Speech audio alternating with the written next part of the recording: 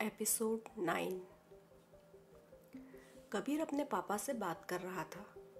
शेखर जी ने उससे कहा कि वो उससे माफ़ी मांगना चाहते हैं। ये सुनकर कबीर ने हैरानी से पूछा, किस बात की माफ़ी डैड? शेखर जी बोले, कबीर, मैंने हमेशा तुम्हारे साथ नाइंसाफ़ी की।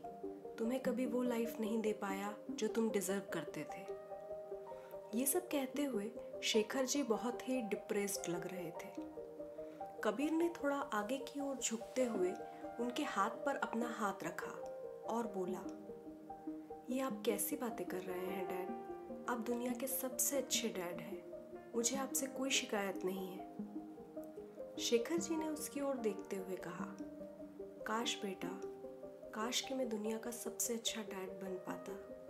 तुम्हारी माँ के चले जाने के बाद मैंने कामिनी से शादी ये सोचकर की थी कि वो तुम्हें संभाल लेगी, पर उसने तो तुम्हारी लाइफ को और भी मुश्किल बना दिया और मैं भी इतना बेबस हो गया कि तुम्हारे लिए कुछ कर ही नहीं पाया। जब भी कामिनी को तुम्हारे साथ मिसबिहेव करते देखता हूँ तो मेरे दिल में बहुत दर्द होता है। लगता है इन सब बातों के लिए मैं ही जिम्मेदार हूँ। ना मैं कामिनी से शादी करता और ना ही तुम्हारे साथ ये सब होता। तुम्हें कभी वो खुशियाँ नहीं मिली जो तुम्हें मिलनी चाहिए थी। यहाँ तक कि तुम्हारी शादी। उन्होंने इतना कहा ही था कि कबीर ने उन्हें बीच में ही टोकते हुए कहा, प्लीज़ डैड, आप ये इतना मत सोचिए। मैं खुश हूँ और मुझे आपसे या मॉम से कोई शिकायत नहीं है। मैं उनकी भी टेंशन समझता हूँ। आपको मुझे लाइफलाइन का हेड नहीं बनाना चाहिए था। मॉम को शायद ये बात पसंद नहीं आई। शेखर जी ने कड़वाहट भरे लहजे में कहा, उसे तो तुम्हारे लिए किया हुआ कोई भी काम पसंद नहीं, पर अब मैं उसकी पसंद के हिसाब से तुम्हारी लाइफ को सैक्रिफाइस नहीं करूँगा। तुम्हें वो हर चीज़ मिलेगी जिसके तुम हकदार हो। कबीर ने गहरी आवाज़ में कहा, डैड, मेरे लिए आप लोगों से बढ़कर कुछ नहीं है। अगर मेरे लाइफलाइन से हट जाने से मॉम को खुशी मिलती है तो मुझे कोई प्रॉब्लम नहीं है, और आप भी अपने मन से ये गिल्ट निकाल दीजिए कि आपने मेरे साथ कुछ गलत किया है। शेखर जी ने कबीर को अपने गले से लगा लिया और बोले, I am so proud of you बेटा। कबीर मुस्कुराता हुआ उनसे अलग हुआ और बोला, अच्छा डैड, अब मैं चलता हूँ। शेखर जी ने एक बार फिर उसे गले लगाकर बाय कहा। कबीर वहाँ से चला आया। रास्ते में वो अपनी लाइफ के बारे में सोच रहा था। डैड की एक बात तो सच थी, मेरी लाइफ में मुझे कभी कोई खुशी नहीं मिली, ना ही फैमिली का साथ मिला और ना ही प्यार मिला। मेरी लाइफ की इकलौती खुशी निया, वो भी मुझे छोड़कर चली गई। पता नहीं भगवान ने मेरी किस्मत में क्या लिखा है, क्यों हर बार मेरे साथ ही ऐसा होता है। कबीर सोचते सोचते कब अपने घर पहुंचा और कब सो गया उसे ख्याल ही नहीं था। अगले दिन निया थोड़ा जल्दी हॉस्पिटल पहुंच गई। वो वरुण से बात करना चाहती थी। वरुण भी आज जल्दी आ गया था। निया को देखते ही वो मुस्कुराते हुए उसके पास आया और बोला, गुड मॉर्निंग निया, आज तुम इतनी जल्दी आ गई? निया ने भी मुस्कुराते हुए गुड मॉर्निंग कहा और फिर बोली, हाँ बस ऐसे ही। वरुण ने अपनी घड़ी देखते हुए कहा, अभी हमारी ड्यूटी शुरू होने में थोड़ा टाइम है, तो चलो कॉफी पीने चलते हैं। निया ने सोचा ये अच्छा मौका है वरुण से बात करने का। वो बोली, हाँ ठीक है चलो। तभी सामने से सारा आती हुई दिखाई दी। उसने निया की बात सुन ली थी। उसने पूछा, कहाँ जाने की बात हो रही है?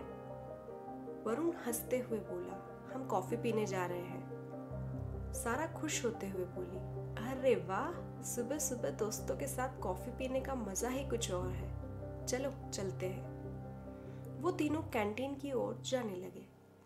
सारा के आ जाने से निया का मूड खराब हो गया था। वो वरुण के साथ इसलिए जा रही थी ताकि कबीर के बारे में बात कर सके, पर अब सारा के सामने वो कुछ नहीं बोल सकती थी। वो सोच रही थी कि वो वरुण और सारा को साथ जाने से कैसे मना करे। सोचते सोचते उसका पैर स्लिप हो गया और वो गिरने लगी, पर वरुण ने उसे संभाल लिया। तभी सामने से कबीर आता हुआ दिखाई दिया। कबीर ने जब निया को वरुण की बाहों में देखा तो वो अंदर तक गुस्से से भर गया। निया जल्दी से संभलते हुए खड़ी हो गई। अचानक उसकी ओर कबीर की नजरें मिली। कबीर उसे गुस्से से घूर रहा था।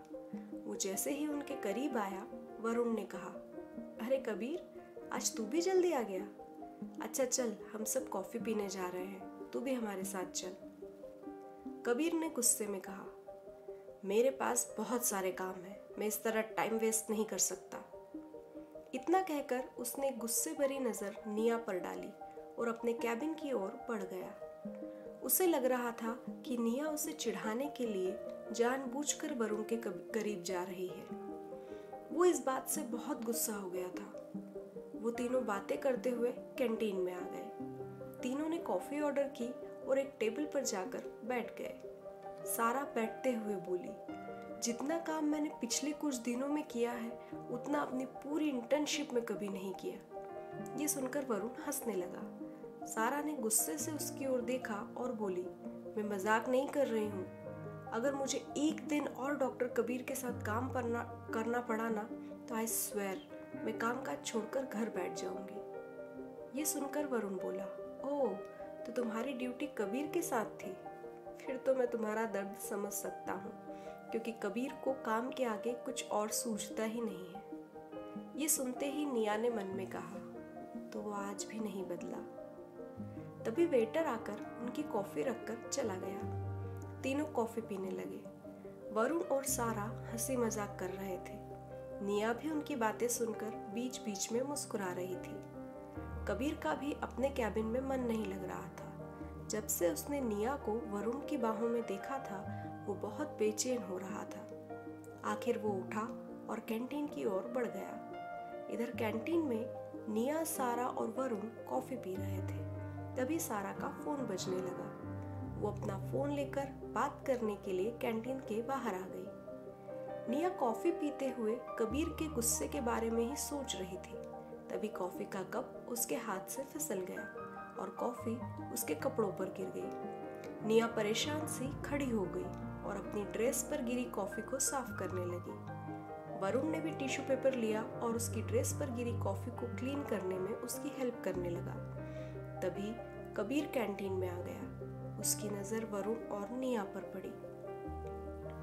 जब उसने वरुण को निया की ड्रेस साफ करते हुए देखा तो उसके दिल में जलन की एक और लहर उठी और उसका दिल गुस्से से भर गया। उसे वरुण पर भी बहुत गुस्सा आ रहा था। निया और वरुण फिर से बैठ गए थे।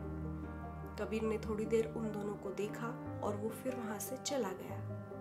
अपने कैबिन में बैठा कबीर बार बार वरुण और निया के बारे में सोच रहा था। उसने गुस्से में कहा, निया, तुम इस कदर गिर सकती हो मैंने सोचा नहीं था। मुझे चिढ़ाने के लिए तुम मेरे दोस्त का इस्तेमाल कर रही हो, पर मैं तुम्हें अपने दोस्त के साथ वही सब नहीं करने दूंगा जो तुमने मेरे साथ किया था। मैं तुम्हें एक और दिल नहीं तोड़ने दूंगा, कभी नहीं। मैं वरुण को तुम्हारी असलियत दिखाऊंगा और उसके बाद वो भी तुमसे वैसे ही नफरत करेगा जैसे मैं करता हूँ। इधर कैंटीन में सारा अभी तक बात करके लौटी नहीं थी। निया ने सोचा वरुण से बात करने का यही अच्छा मौका है। उसने कहा, वरुण, मैं तुमसे कबीर के बारे में कुछ बात करना चाहती हूँ। क्या निया वरुण से कबीर के पास्ट के बारे में पूछ पाएगी? क्या सच में निया के अलावा भी कबीर के पास्ट में कुछ ऐसा था जो निया को पता नहीं था? वरुण से निया को क्या पता चलेगा, जानने के लिए सुनिए अगला एपिसोड। जिया धड़क धड़क जाए।